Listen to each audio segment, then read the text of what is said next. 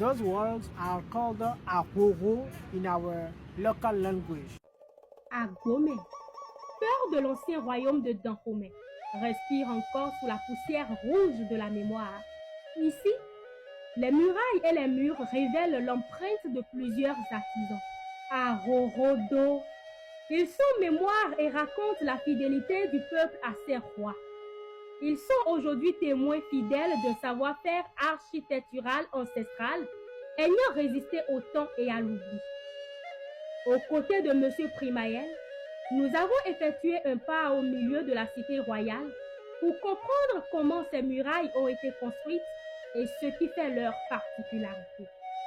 Devant vous ici, vous avez les murailles qu'on appelle en langue fou Aroro.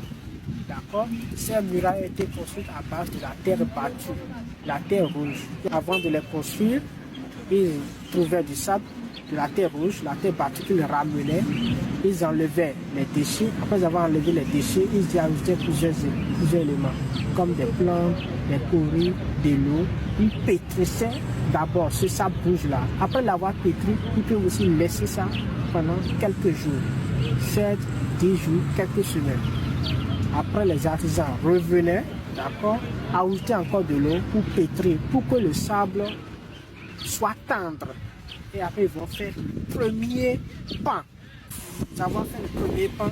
Ils vont faire cuire ce premier pan pour que ça soit dur et résistant dans le temps. Après cela, ils vont utiliser le même processus.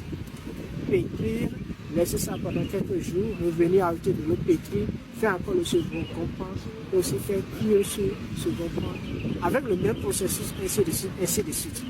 Donc ça, là, date déjà des années de 1850, c'est vrai, plus tard ça a été renforcé.